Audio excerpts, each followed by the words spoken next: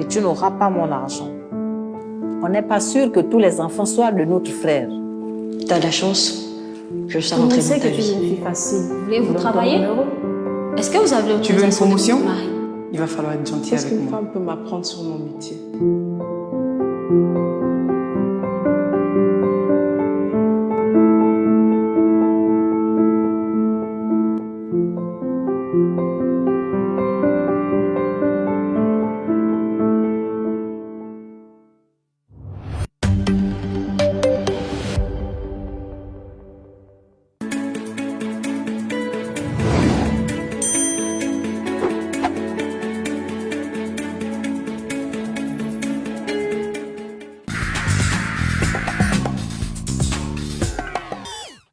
Bienvenue à tous. Pour ce numéro d'Instant Santé, on parle de l'hygiène menstruelle dont la journée mondiale a lieu le 28 mai. L'objectif poursuivi est de briser les tabous et sensibiliser à l'importance d'une bonne hygiène menstruelle chez les femmes.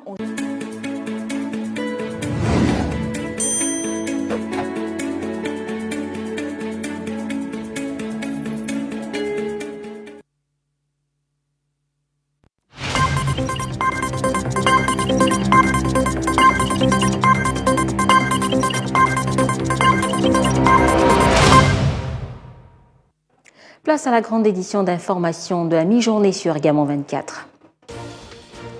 Désormais, plus aucun commerçant n'est autorisé à vendre aux abords de la voie publique au Gabon. Après un ultimatum de 48 heures, l'opération Libérer les trottoirs est entrée en vigueur ce dimanche à Libreville et ses environs. La crise du coronavirus a révélé la fragilité des systèmes de santé, notamment les équipements de dépistage en Afrique. Pour améliorer ce dispositif, la Banque africaine de développement a octroyé des fonds à plusieurs pays. Et puis nous irons au Japon où les entreprises et services de santé au travail ont désormais un rôle essentiel à jouer dans la vaccination contre la Covid-19 afin d'immuniser les employés. Dans une poignée de secondes, c'est le développement.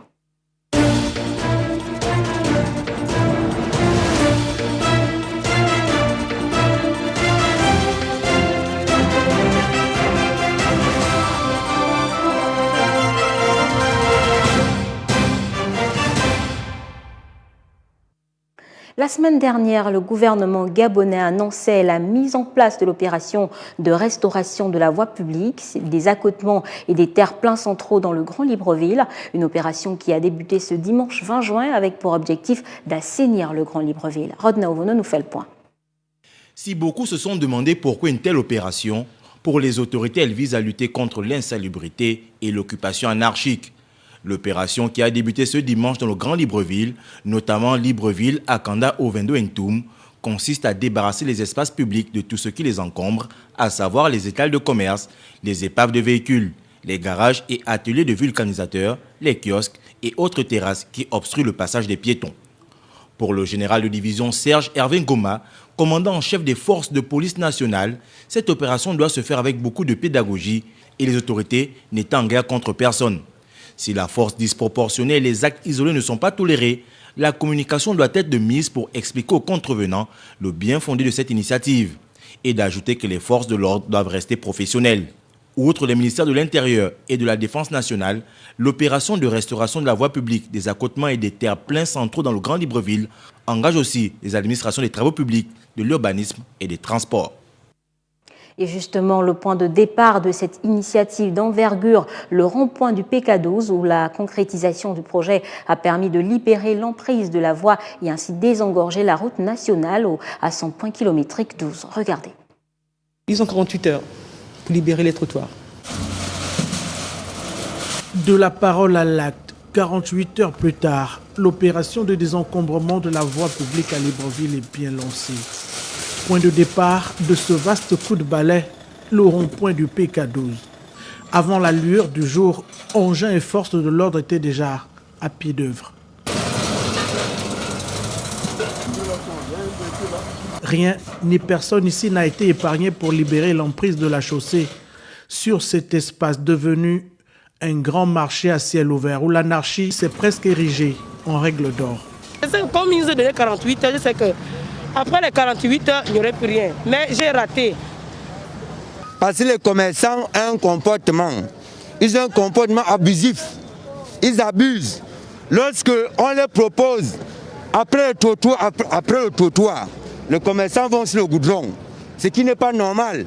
Après la séance de travail du palais présidentiel, le plan de lutte contre l'insalubrité et l'occupation anarchique du domaine public à Libreville entre dans sa phase de concrétisation.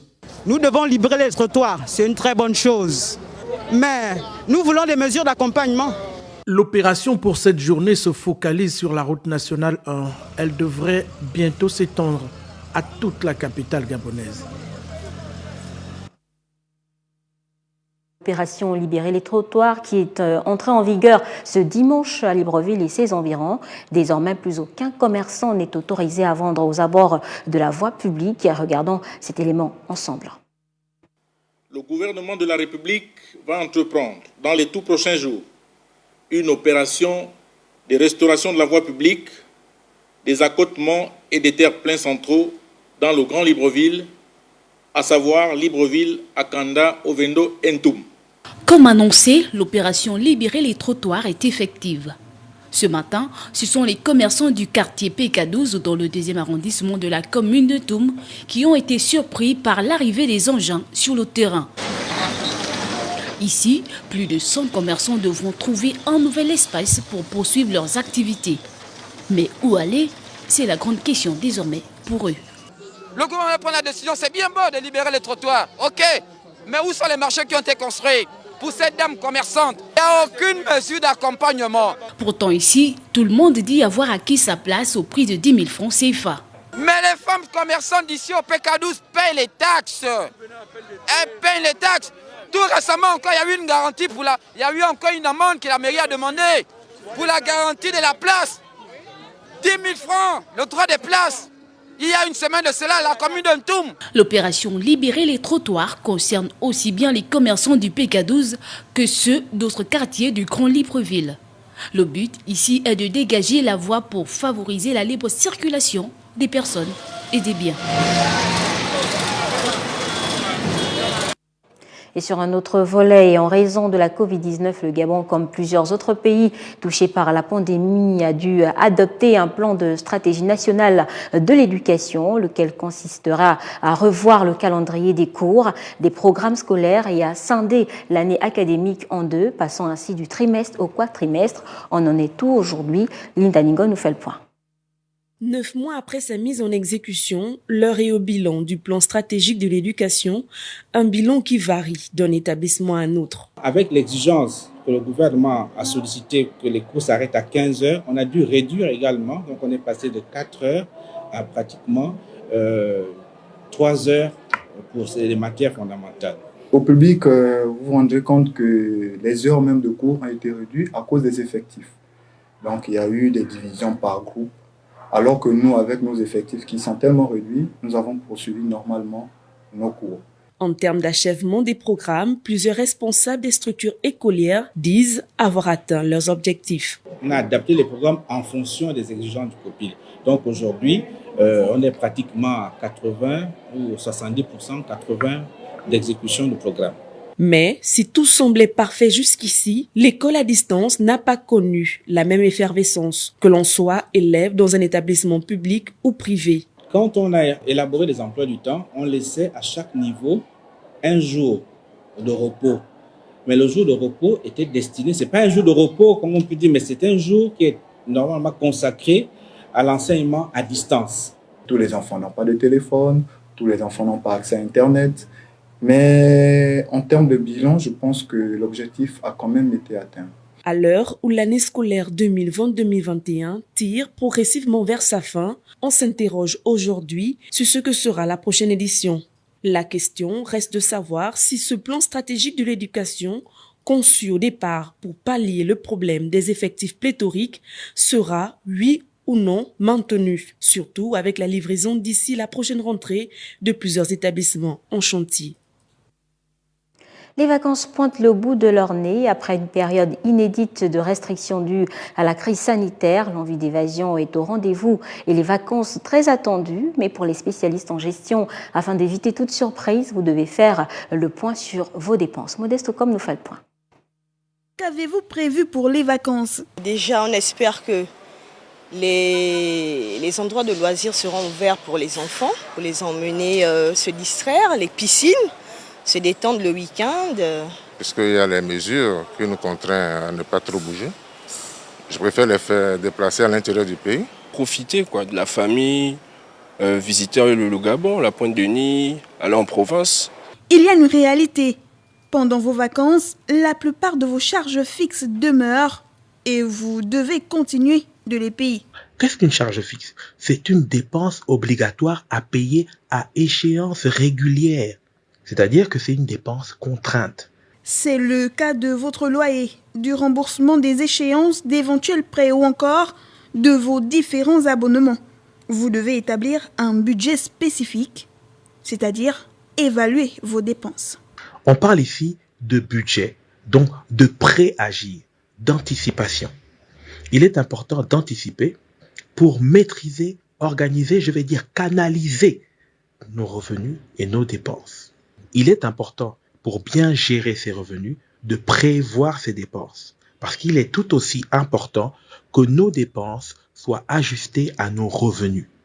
L'idéal, c'est de dépenser en deçà de ce que l'on gagne pour toujours se libérer une petite épargne ou une marge qui nous permet, en cas d'incertitude, d'agir ou de réagir. Retenez donc que vous devez vérifier que vos revenus habituels, surtout s'ils ont été impactés par la crise de la Covid-19, vous permettront de faire face aux dépenses des vacances, au risque de vous mettre en difficulté pour la rentrée. Allons cette fois en République démocratique du Congo où des ONG dénoncent l'octroi illégal d'immenses concessions de forêts primaires à une seule et même entreprise en cause des irrégularités constatées dans les contrats. Le point avec Marie-Pascale Moïse.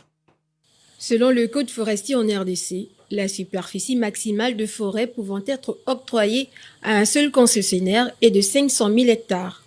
Mais dans le centre nord du pays, 6 concessions forestières réparties entre les provinces de la Tchoupa et de la Tchopa sont toutes attribuées à la même société, TradeLink, domiciliée à Lumumbashi, sur 1 370 000 hectares de forêt primaire.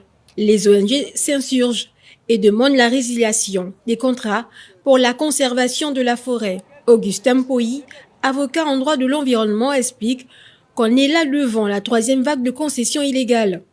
En 2020, le ministère de l'Environnement aurait attribué 4 millions d'hectares de forêt en toute illégalité.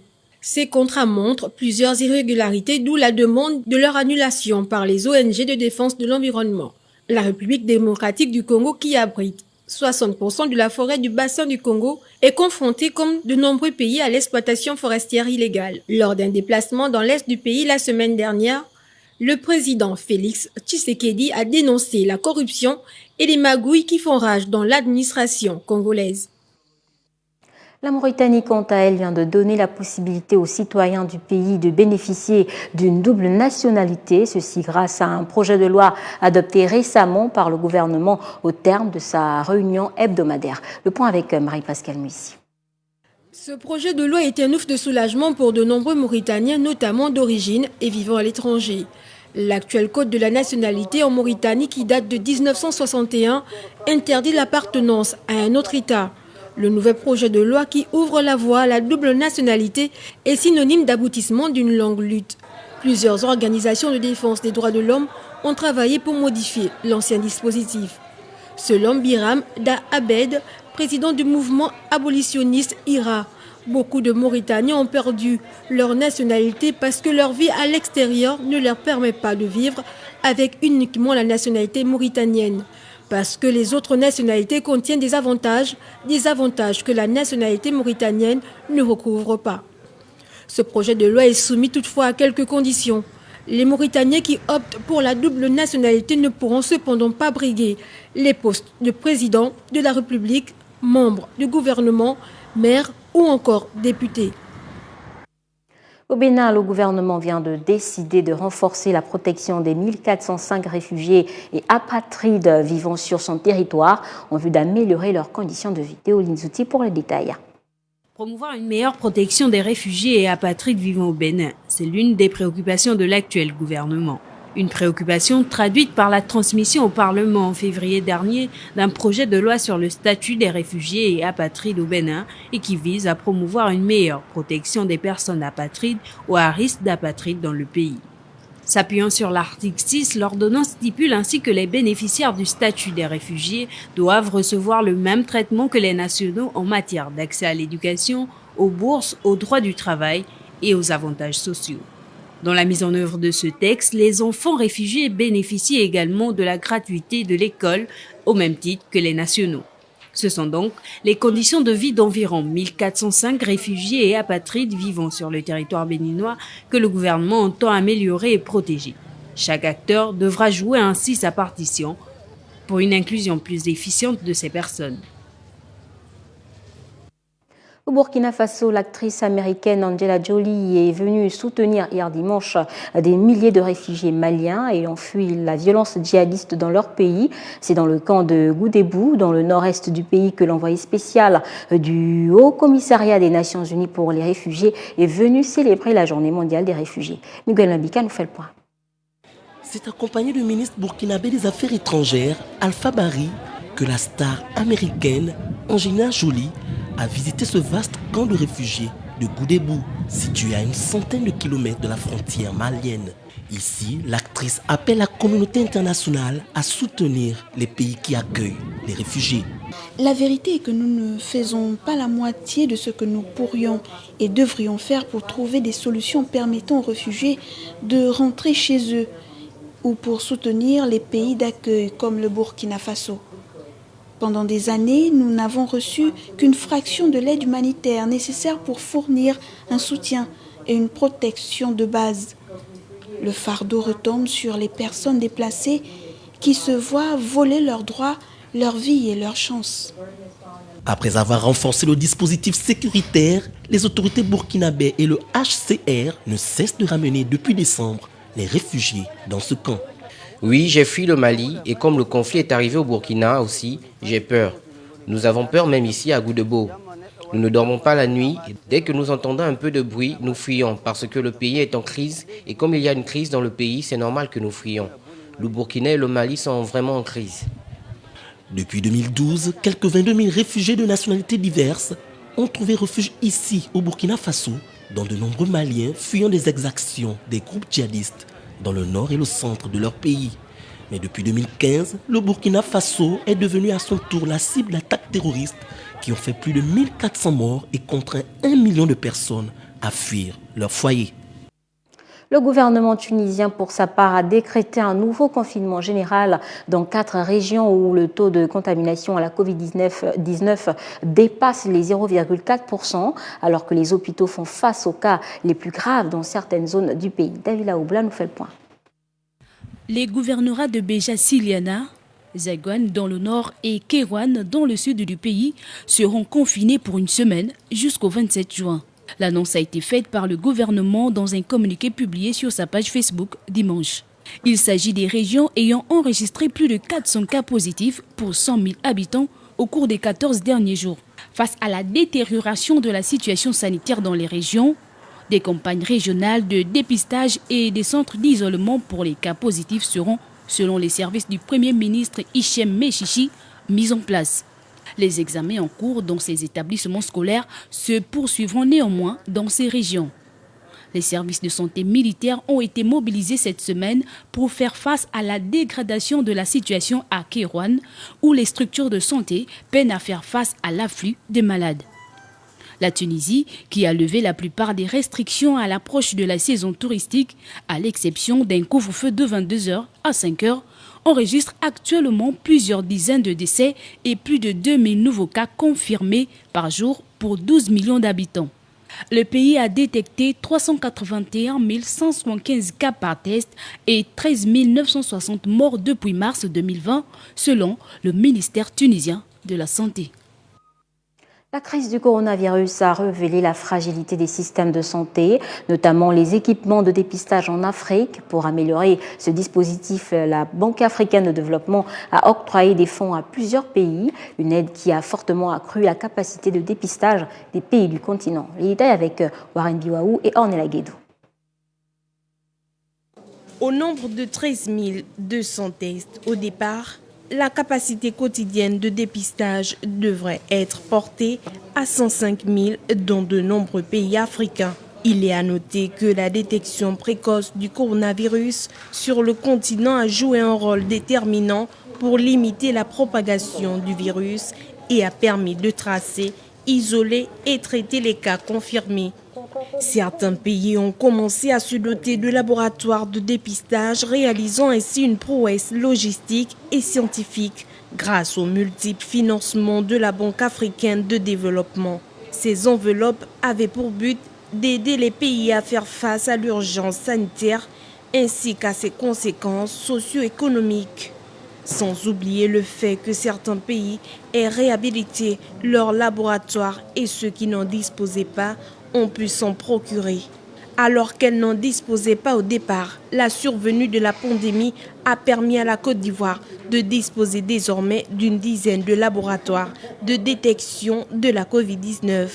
Au Burkina Faso, les échantillons étaient envoyés à Dakar. Les résultats des tests s'obtiennent désormais en 48 heures grâce à une dizaine de laboratoires dont dispose aujourd'hui le pays des hommes intègres. Au Kenya, des machines initialement destinées à dépister le VIH-Sida, la tuberculose ou la grippe aviaire sont désormais orientées pour détecter le coronavirus. À ce jour, le pays a réceptionné de nouvelles machines grâce au soutien de plusieurs partenaires, dont la Banque africaine de développement. 100 000 agents de santé ont été formés et 314 unités de soins intensifs sont maintenant disponibles pour les patients atteints du virus à travers l'Afrique, selon des données officielles.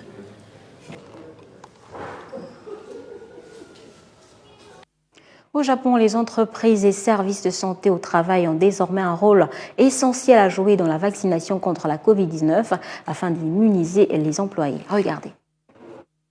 L'initiative du gouvernement japonais vise à intensifier la campagne vaccinale, y compris au sein des entreprises, pour favoriser un retour à la normale.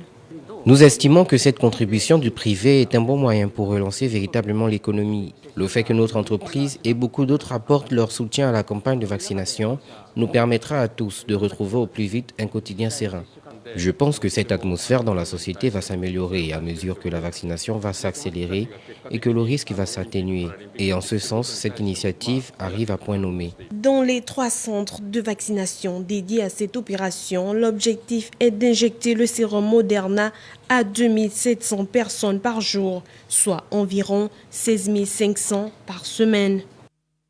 Et à du sport pour la boucle de ce journal. L'Euro 2020 se poursuit ce lundi 21 juin pour le compte de la 3e journée de la phase du groupe de la compétition. L'Ukraine affronte l'Autriche et la Macédoine du Nord, déjà éliminée, fera face aux Pays-Bas. Rappelons par ailleurs que l'Italie, le pays de Galles, la Belgique et les Pays-Bas sont les 4 équipes déjà qualifiées pour les 8e de finale de la compétition.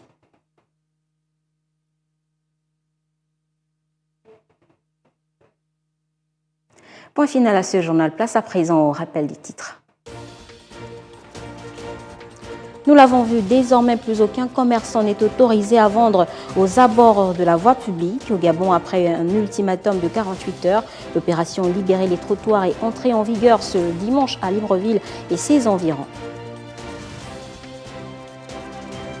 La crise du coronavirus a révélé la fragilité des systèmes de santé, notamment les équipements de dépistage en Afrique. Pour améliorer ce dispositif, la Banque africaine de développement a octroyé des fonds à plusieurs pays. Nous l'avons également vu, les entreprises au Japon et services de santé au travail ont désormais un rôle essentiel à jouer dans la vaccination contre la Covid-19 afin d'immuniser les employés. Notons que sur nos différentes plateformes sociales, l'information est en continu et entre-temps, le port du masque reste obligatoire en République gabonaise. C'était Fraxel Mideke pour vous informer. À très vite sur Gabon 24.